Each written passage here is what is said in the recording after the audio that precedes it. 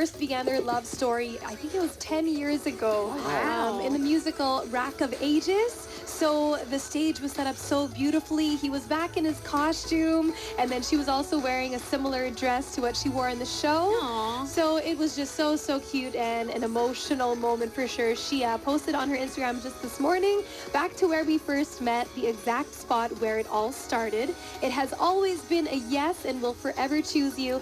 I love you. So congratulations to the both of them. Aww. Such a beautiful moment, and just really excited for them. But on the other hand, this not as exciting. A little bit, there's some issues brewing, I guess you could say. With It Ends With Us, the movie, it had a very strong weekend at the box office. But also there's a lot of stuff brewing online. TikTok has been flooded with speculation about a rift between the star producer Blake Lively and her co-star Justin Baldoni, who also directed the adaptation of Colleen Hoover's beloved book. Now, sources tell The Hollywood Reporter that there were issues brewing among the filmmakers in the post-production process, where there's actually 2 different cuts of the movie that emerged. Ooh. So interesting. But yeah, so I mean, everything online, it kind of got started because Justin Baldoni was absent from the joint press events, the lack of group photos of Blake Lively and Justin Baldoni.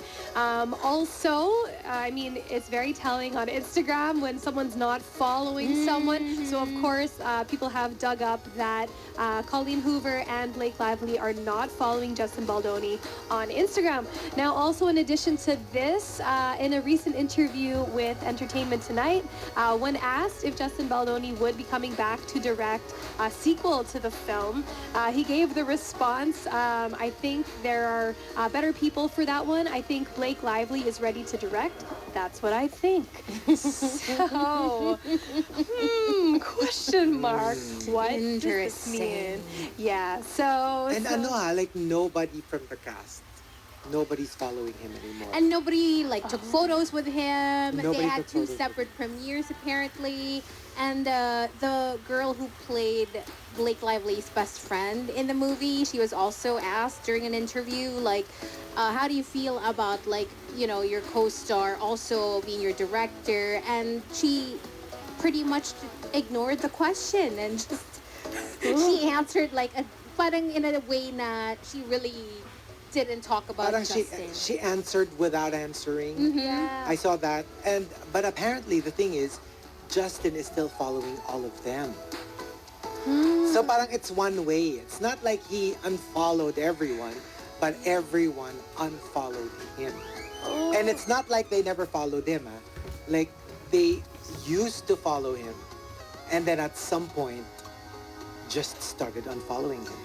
I mean, I don't know. It sounds like a lot of politicking to me. Yeah, and if seems you like were if you were stuck in the middle, or if you were part of the movie, I do feel like Pick your side. it would be difficult to pick Justin's side versus Blake Lively Slash and Ryan Ryan Reynolds. Right, yeah. So, I don't know about that. Kasi that's what they wanted talaga, I think, from the very start. That it was going to be like a Deadpool and It Ends With Us kind of weekend. Yeah, You know summer. that, and they pretty much achieved it. And also, they wanted to make it Blake's Oscar, Yun vehicle. nga. Oh Okay. yeah, Ito that's na right. nga. That's right.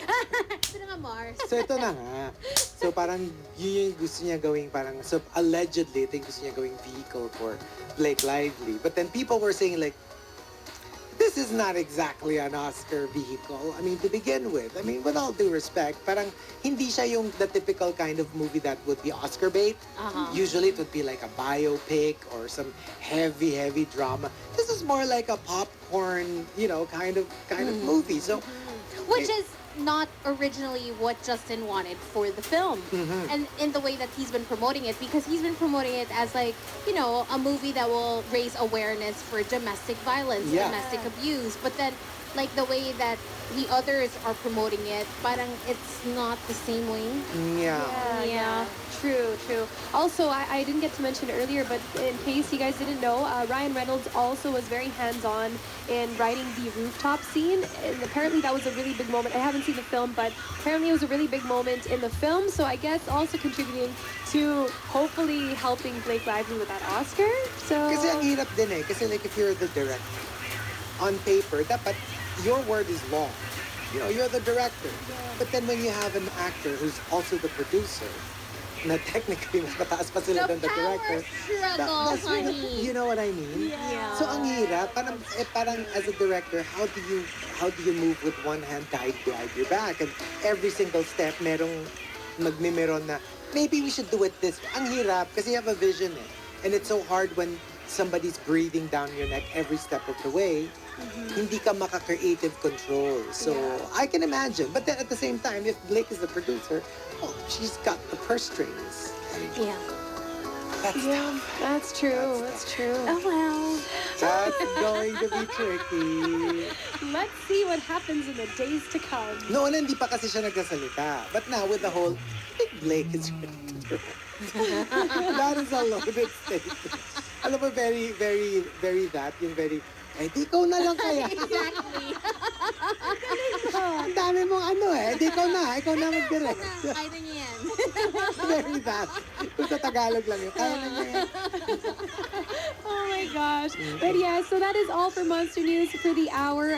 In the next hour, let's talk about the closing ceremonies of the Olympics. That's right. But for now, let's play something from Mackie, who will be joining us tonight on the concert series with Nameless Kids as well. That's at 7 o'clock, hosted by Rico Robles. This one's called Curva, only here on The Monster. Good morning.